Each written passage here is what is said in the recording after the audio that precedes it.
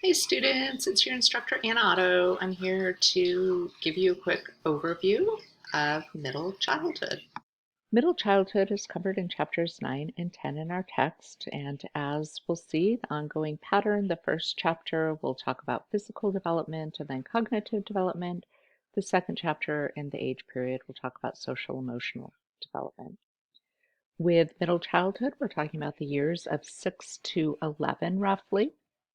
If you remember, early childhood we said is sometimes called the play years or the preschool years. Well, middle childhood is often referred to as the primary years, or we refer to the school age child. So, play being the primary focus in early childhood, now school and formal learning becoming more of the focus in middle childhood. So this is the graphic that I created for this age period, and you can see middle childhood from learning to read to reading to learn. So it really highlights the point that at the beginning of the age period, a lot of time, energy is invested in helping kids learn how to read, so that by the end of the age period, kids can read in order to learn new information. I'm going to present an overview slide for each of the domains and just go over some of the highlights. There are more details of all of this information in the text and in the module.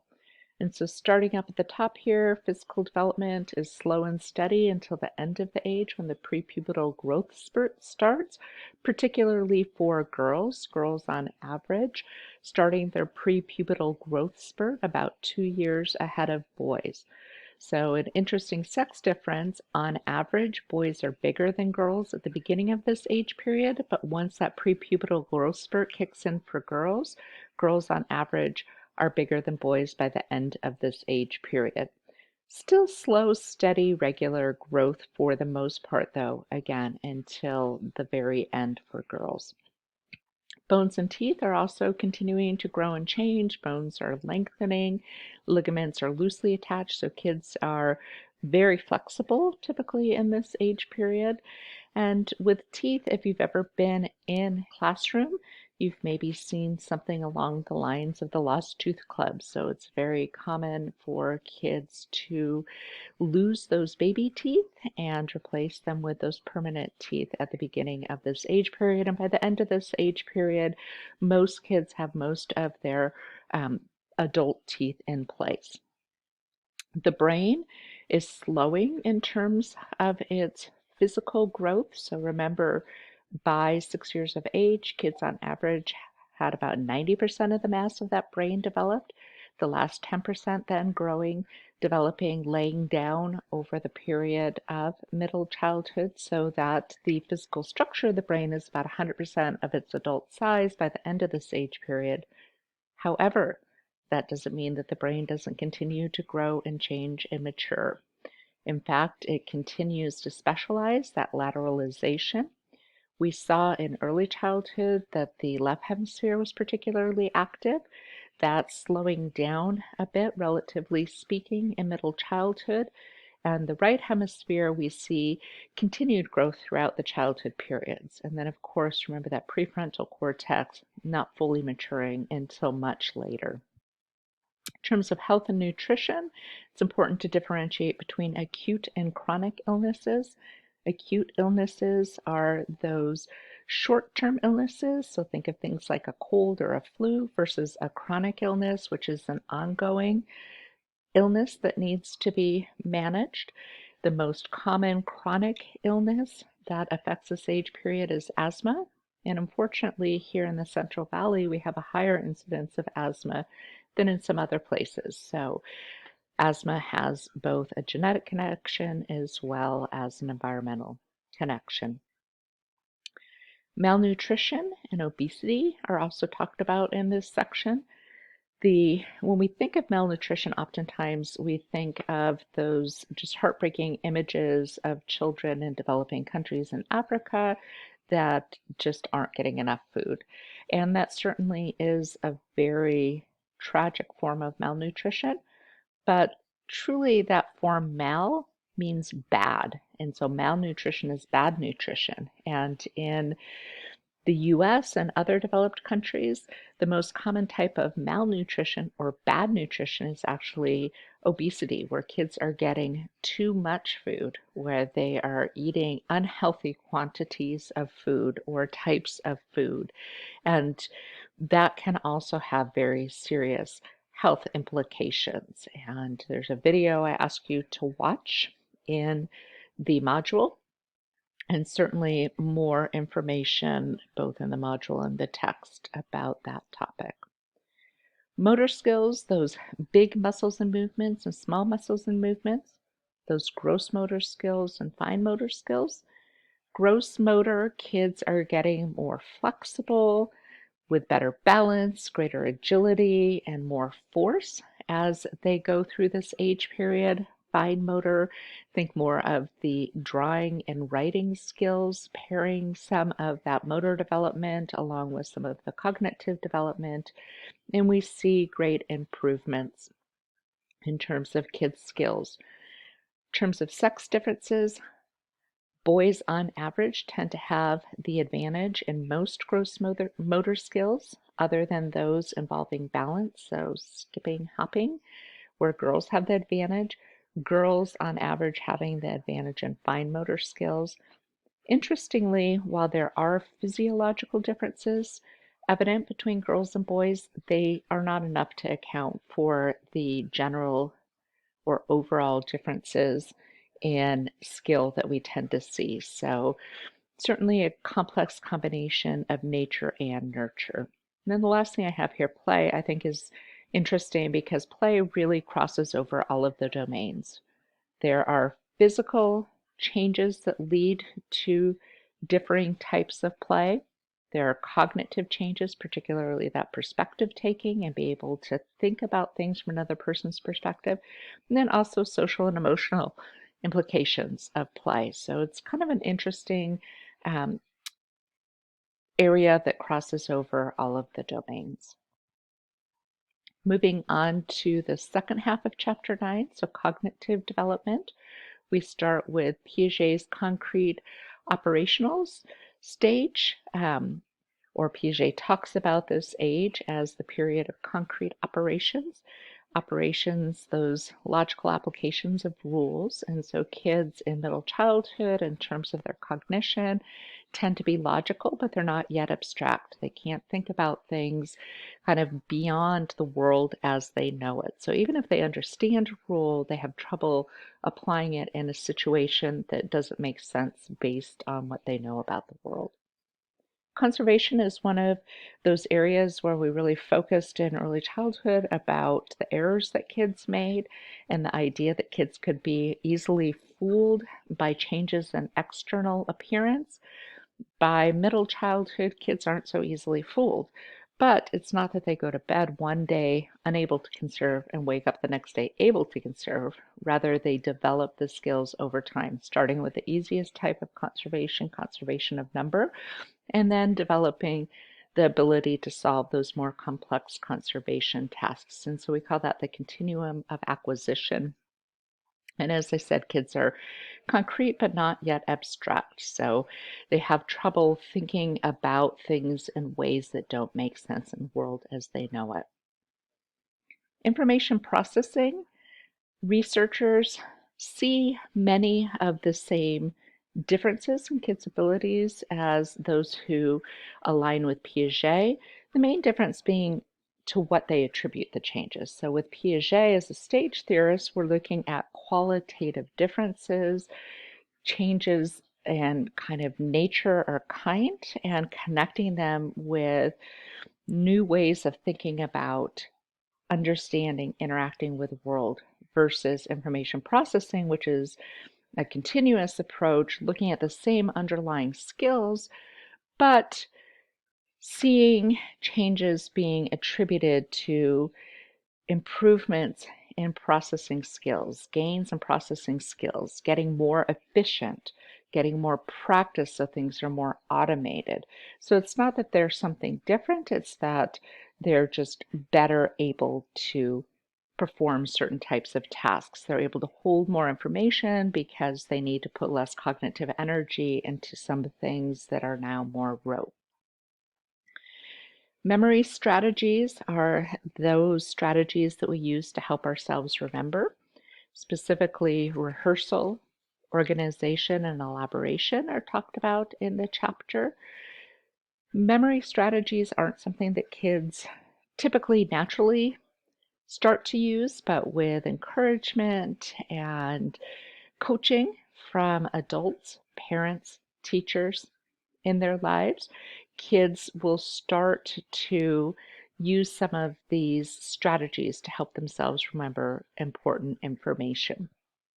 And that goes along with the next item, metacognition. Metacognition also being called theory of mind or understanding of thinking and learning processes. So as kids develop a better understanding of their own thinking and learning, they can use that to help themselves with memory strategies and remembering things. They can also use that to understand when they might have the same or different understandings of situations from others. As kids become more aware of their own mental abilities, they also come to better understand how to efficiently use their mental abilities and how to compare them with others' mental abilities. Middle childhood, as we said, is the time in much of the world when kids are introduced to formal education.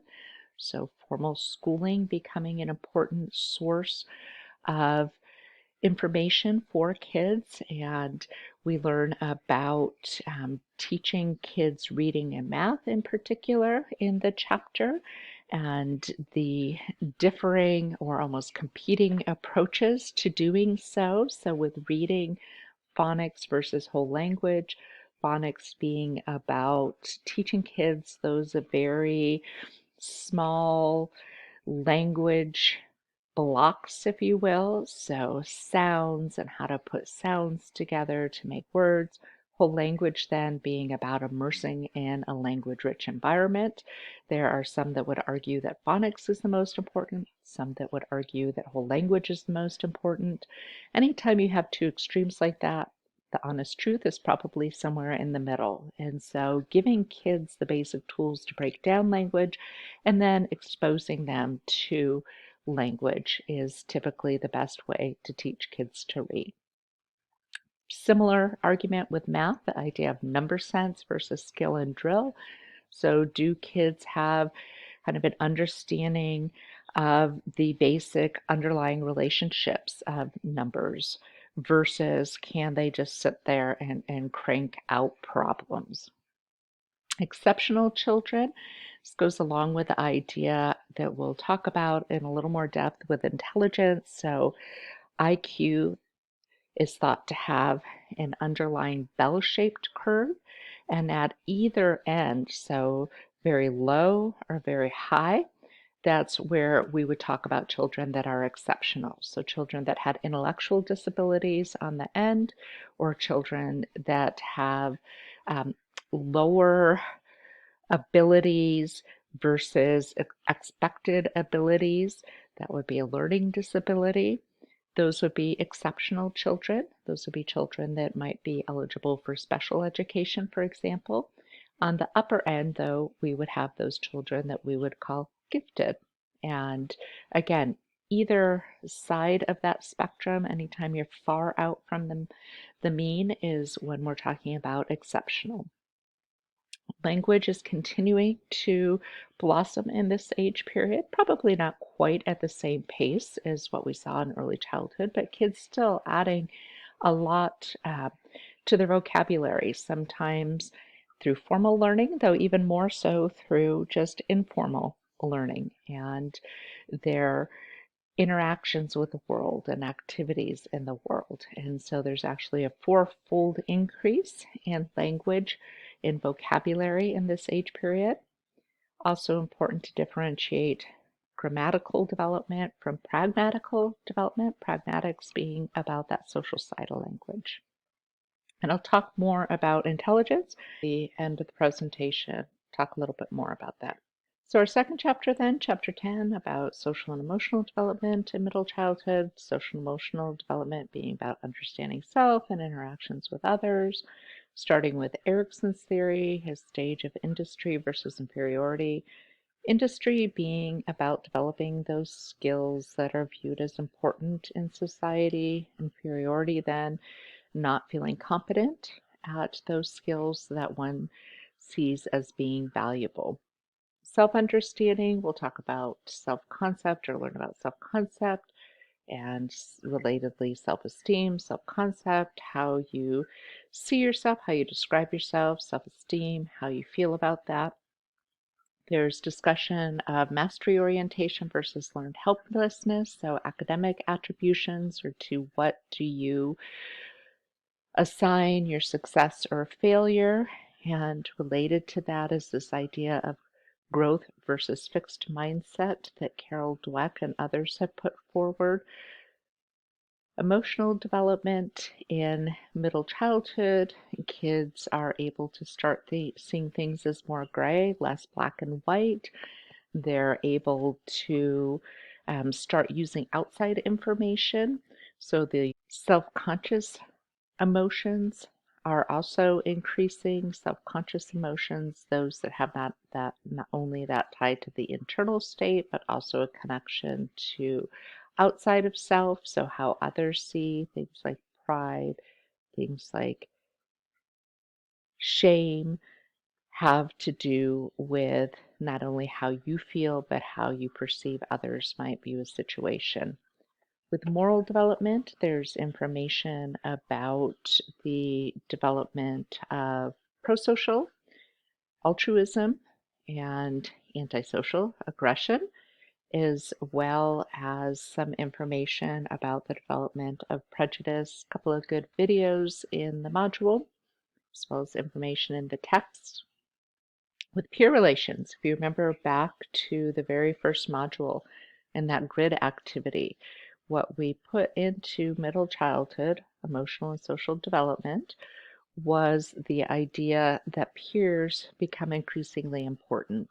And so one of the reasons peers become increasingly important is because kids are spending more time with peers as they're in bigger groups and settings for longer periods of time, potentially spending more time with less adult supervision and structure, and also connecting in with that cognitive development and being able to see things and understand things from not only one's own perspective, but also from those of peers as well as adults.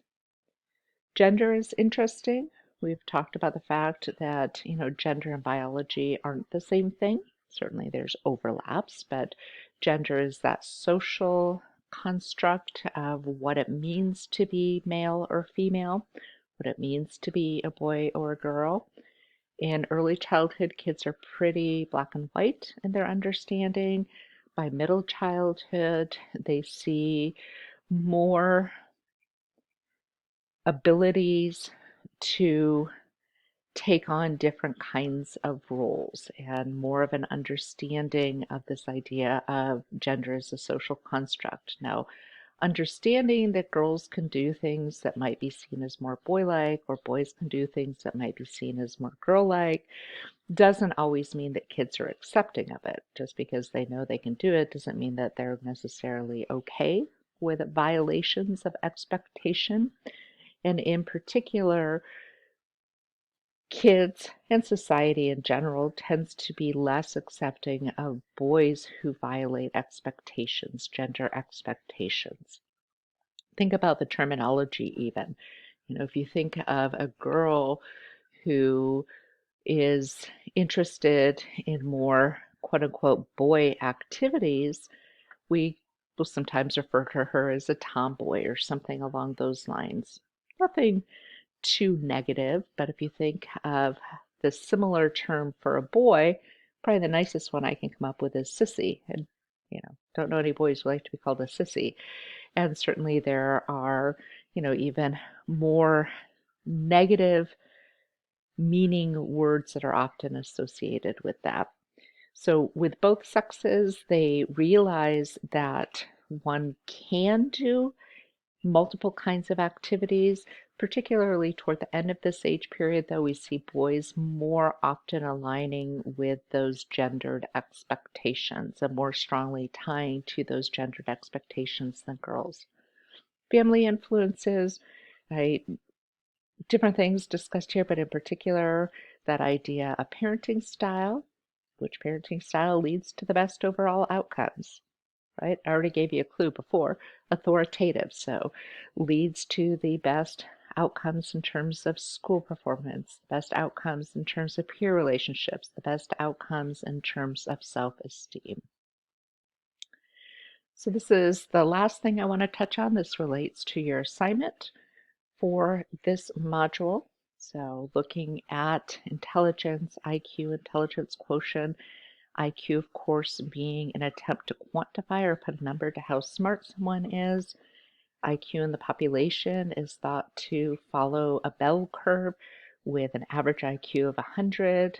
The majority of people falling in the range of 85 to 115 or plus or minus one standard deviation.